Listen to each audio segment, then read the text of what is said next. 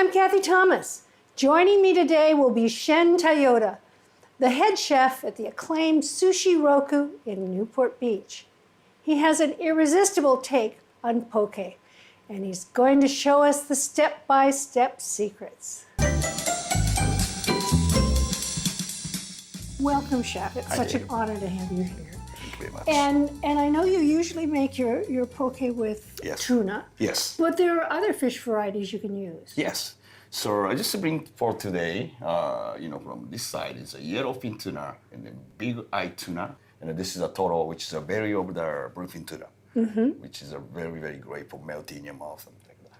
Also, it's very rich, isn't it? Yes, it's very rich too. Yes. And then also that one, which is a little different, skipjack tuna, which is seared outside. And then this is the abaco, which is a white tuna. This is a seared outside too. And you've got them layered up like they're swimming in a wave. Yes. Gorgeous. Thank you. Thank you very much. So, how do we start? Yes, today I'm going to make a poke, which is our very, very popular Hawaiian cuisine. So I'm going to make some sauce right now. Sesame oil, just 1 cup sesame oil. So this is the roasted Asian sesame oil. Yes, you can smell, right? Right.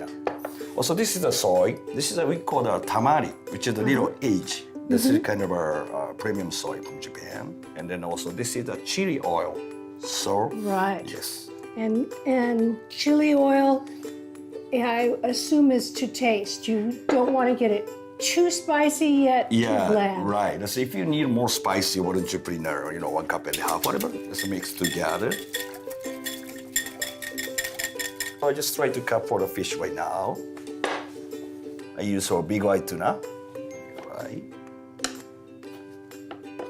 And do you call this cut the fillet? Yeah, fillet. I try to cut for dice.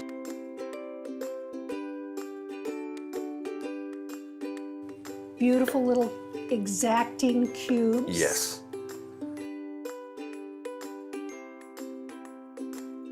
And then this is a little kind of a technique.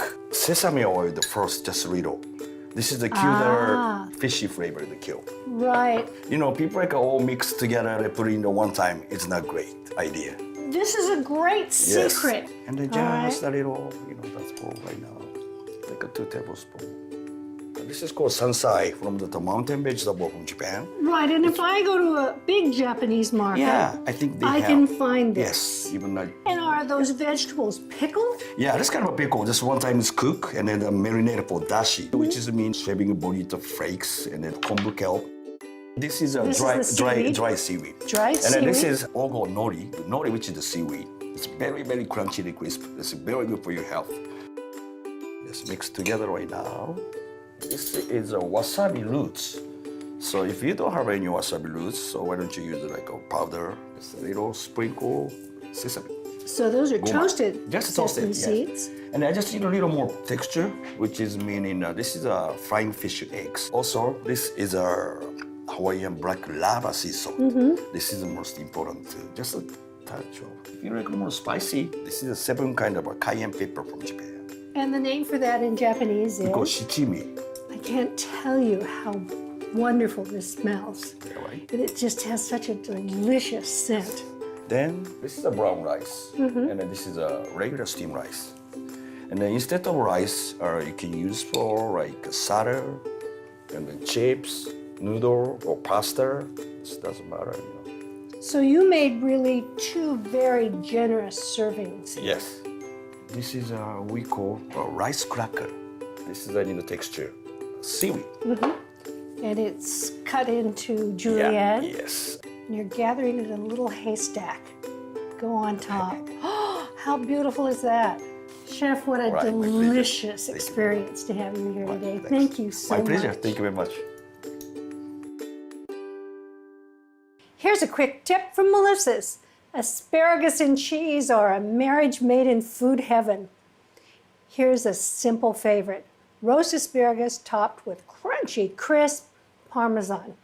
Start by preheating your oven to 450 degrees, but first adjust your oven racks. 1 to the bottom and 1 that's about 5 to 7 inches below the broiler element. I have some medium thin asparagus here, And I know there's lots of techniques for removing the tough part, but if you're impatient like I am, I just cut them off and I leave that rubber band on so that they stay together. And then I want to take a sheet pan, and it's important, I think, to use a sheet pan because it has narrow sides. If you use a roasting pan, it has deeper sides, so it creates more steam. And what you want is crisp, high heat. So on goes a couple of tablespoons of extra virgin olive oil, our asparagus, and you want it in a single layer. Some people like to brush that olive oil on, but I'm going to show you my trick. And a little bit more olive oil on top. And now here's the roly-poly part. Just back and forth to coat everything really nicely. You want them all to be about the same size. So a little bit of salt. These are going to go into a preheated 450-degree oven for about 7 minutes. Here they go on the bottom shelf. Those tips are just starting to get crispy, and I have a half a cup of grated Parmesan cheese. It's going to go on top. And this is going to go under the broiler for about 5 minutes. And what happens is the cheese melts and gets really crunchy.